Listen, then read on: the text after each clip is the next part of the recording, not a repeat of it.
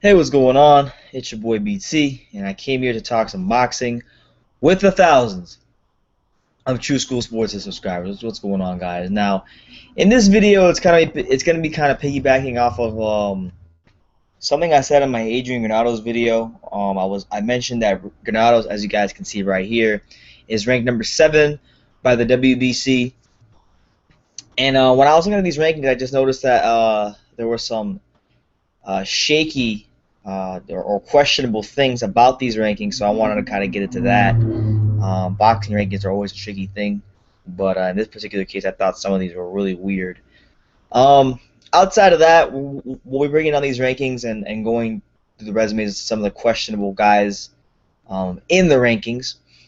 Outside of that, we'll also be talking about PBC fighter and inactivity this year and what that means for boxing moving forward. Now, we'll start with the WBC 140-pound rankings. Now, obviously, boxing rankings are very, I don't know, they can be very easily influenced. You know, a promoter with a certain political tie to a sanctioning body can always pay X amount of dollars to bump a guy up. And that seems to be the case because when you look at these WBC 140-pound rankings, I mean, it makes 0 sense whatsoever. So we'll start here. This is where I think the question marks begin for me. Now, as you guys can see, Rances Bartholomew is ranked number 2. Now, obviously, I love Rances Bartholomew. You guys know I've done videos with him. I interviewed him. I went to his fight. I went to his fight as a fan. Sat in the stands with my friend, and we watched Bartholomew beat Mickey Bay. But Bartholomew has not even fought at 140 pounds yet. As you guys can see, this is his box rec. His last fight, like I said, June 3rd, Mickey Bay, here in Hollywood. He fought him here, and then that was his last fight at lightweight. And then he said, "Hey, I'm moving up to 140." Now, I don't have a complete problem with it. I mean, I have a problem with this from the standpoint that like Bartholomew hasn't really fought at 140, but I don't have a problem with this from the standpoint that like Terrence Carter might have to fight Rances Bartholomew, but still, the fact that he's ranked number 2 in the WBC rankings, it's a crying shame because he hasn't really done anything at 140 as yet. But we all know Rances is a talented fighter. Odds are he will probably go on to do great things at 140 later on. Now this one right here, another guy that I've done interviews with on the channel and have a cool connection to, and that's Imam. Amir, the young master Imam, hasn't really had a notable fight since last winter when he fought Adrian Granados in a title eliminator, and he basically got his ass whooped, upset of the year. And since last year, he's only had one fight. I'll go to his box rec. Since then, Amir only had one fight. So as you guys can see, November 28th of last year, that's almost a year ago. Since then, he had a smaller fight. He fought a guy named Wilfredo Asuna in Pittsburgh at Team Stearns Hall. Pittsburgh, shots, don't know. But as you guys can see, this guy is not no cream of the crop type of fighter. It was a fight to keep him busy because he had been inactive for so long, just like pretty much all of Don King's fighters. Like even Trevor Bryan, who's my friend, I talked to him yesterday. He's having the same problem staying busy, getting fights. But Amir, you know, a lot of people rated Amir Imam very highly when he was coming up through the ranks. A lot of people thought that this guy would go on to become a huge force at 140. And who's to say that he can't still be a big time force at 140? We'll have to see how his confidence holds up when he gets back into the ring with a real top level fighter. But I've always been of the mindset that Amir Imam was like probably one of the best guys as far as beating Terrence Crawford at 140. He had the best chance, one of the best chances. But yeah, he doesn't deserve to be in the top 10 right now, let alone the top 3. And right now he's 3rd in the WBC rankings, and really all he's done is beat a guy with 19 losses. So Imam, you know, that didn't make any sense. Now we had these guy right here, John Molina Jr. You know, at 140, he really, outside of the Provodnikov win, he really was taking L's left and right. Lost to Matisse via KO, lost to Humberto Soto, got outboxed by Adrian Broner, and then got a little stay busy win over Jorge Romero, and that wasn't even a 140. He fought at 143. So I guess that was a welterweight fight. Not really sure what the deal was there, but yeah, John Molina Jr., to be perfectly honest, at 140 at least, hasn't done a damn thing outside of the Boronikov win since 2013 when he stopped undefeated Mickey Bay. And that's quite a while ago. So what I'm saying is, like, you look at these rankings, and you have Felix Diaz as well, who's a good fighter. But you have all these guys rated above a guy like Adrian Granados, and he's been someone that throughout the course of his career, has had a tough road, unlike a lot of these guys that I've been talking about. Granados, you look at his record, he's 18-4-2. Now you look at the 4 losses, the 2 draws. We'll go through his resume real quickly. Look, he fought a lot of names you guys recognize now. He fought some guy here named Jose Juan Fuentes, and he explained this to me. He said something about, I forgot what he told me, but it was in the interview. He explained something about this decision right here. Forgot what he said though. He fought a very experienced Leonardo Tyner, in his 9th fight. Got thrown to the Sharks in that fight. In his 11th fight, he fought Frankie Gomez in a fight. Obviously Frankie Gomez is a guy who's went on to become a top 10 level guy and beat the crap out of Mauricio Barrera.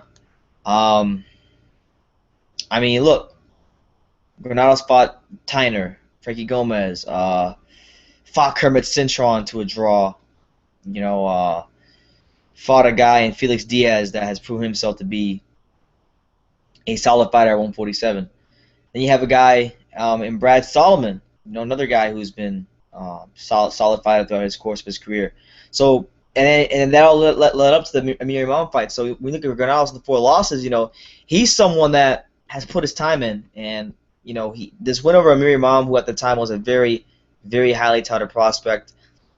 A lot of people had Amir Imam becoming one of the better fighters in the division, and right now his career looks like it's on a downward spiral with that loss, with Don King not being the power he once was in boxing, with just all that going on. So I'm just saying, man, you guys complain a lot about the corruption in boxing, and he had it right here, blatantly right in your face. You have guys like Bartholomew, who hasn't fought at 140, and Amir Imam, who hasn't beat anybody in quite some time in the top 3. So just food for thought. Wanted to point that out, because that is something I noticed. But yeah, so that's one thing I wanted to get off my chest. Now, another thing I kind of wanted to talk about was the Premier Boxing Champions and PBC and their fighter inactivity. It's been something that's been well noted. And shout out to Rafael Calvo. He posted this picture earlier. Now there's a little picture here, and as you guys can see, this is a chart or a graphic of PBC fighters and guys who have and the amount of time guys have fought. Now as you guys can see, there's hella guys with only 1 fight this year.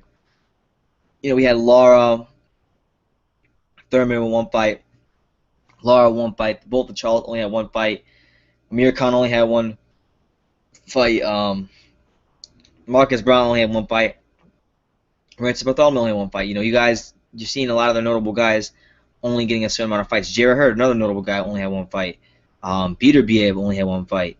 Guys with no fights, Devin Alexander, Peter Quillen, those guys haven't been fighting for other reasons outside of promotional reasons, but Omar Figueroa and Lamont Peterson and Julio Cesar Chavez and Abner Mares, these are all guys who are notable names. And Abner Mares, he was supposed to fight last year, if you guys remember, because the Thurman Porter fight was scheduled for December of last year, I believe, and he was on the undercard, and that got scraped from the undercard, and now it's supposed to be a separate card.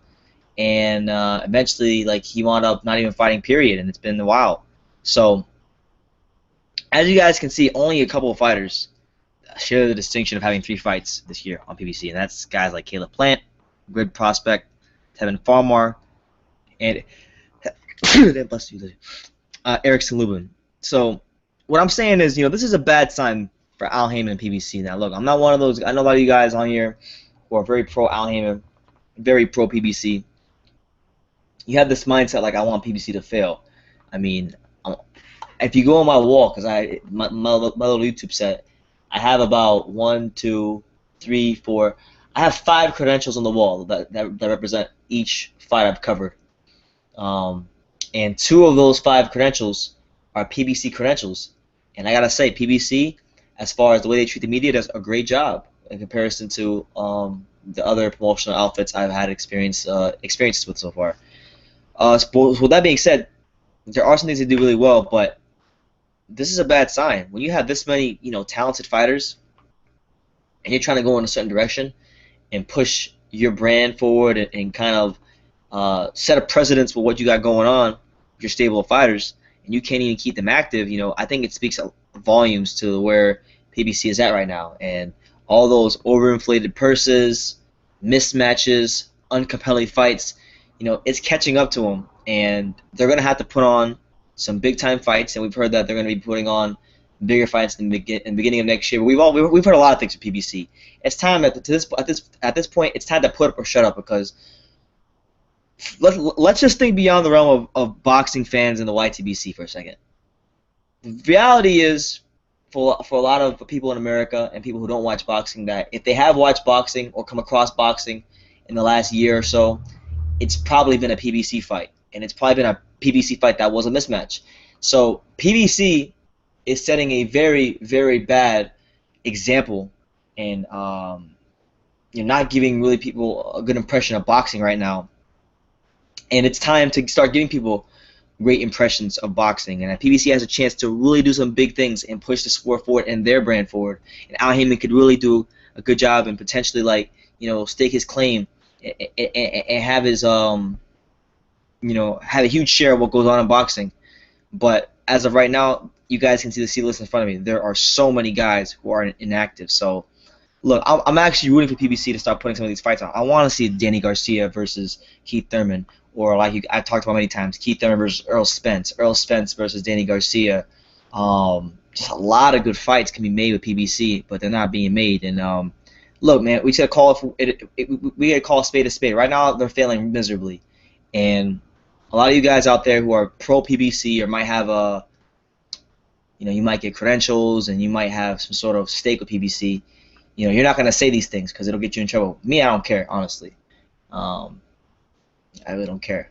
PBC right now is in big trouble, and I really hope that they get it right with their matchmaking and put on some better fights, because you can't fool the public. The public knows what a good fight is, and the public knows what a mismatch is. And right now, PBC's that's catching up to them. So right now, boxing's in a very as far as the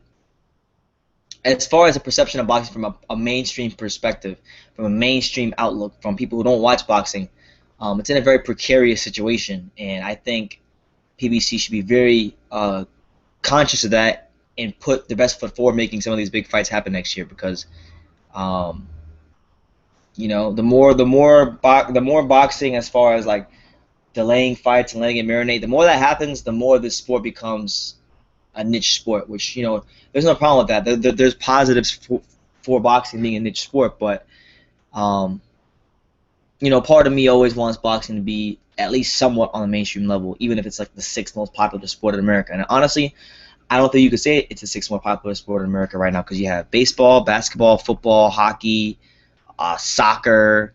You have college football, college basketball, UFC. Is NASCAR. Is boxing even in the 10th most popular sport in America? I mean, hey. It's a valid question to ask, and I think PBC has had a huge chance to make some strides and kind of clean up some of the black eyes that a lot of people experienced from the Floyd Mayweather Pacquiao fight, but it's done a really bad job. So we're not being biased here. We're just calling it as it is. PBC needs to put the best foot forward to make some of these fights happen, and I want them to move forward, and I want them to do that. So yeah, man, just want to get this off my chest. And hopefully, like I said, the WBC rankings can get fixed one day. Probably not, though. James Toney was right. We beat crooks. That's what they're looking like right now, a bunch of crooks, because there's no way that Bartholomew or Imam should be in the top 3. But hey, it is what it is. It's boxing. We know it's not a regulated sport, so we're gonna get a bunch of shadiness like that. But PBC as well. They got to put the best foot forward. They have to make these big fights happen. No more paying Arizlandi Lara $1 million plus to fight Jan Zevic, or any of that nonsense. It's time to make their stable fighters, the top ones that they want to protect at least. It's time to make them start behaving like fighters and putting them in there in exciting fights. So let me know what you guys think. Leave your comments down below. And you can love me or you can hate me, but I'm just a kid from Daniel. So until next time, take care, guys.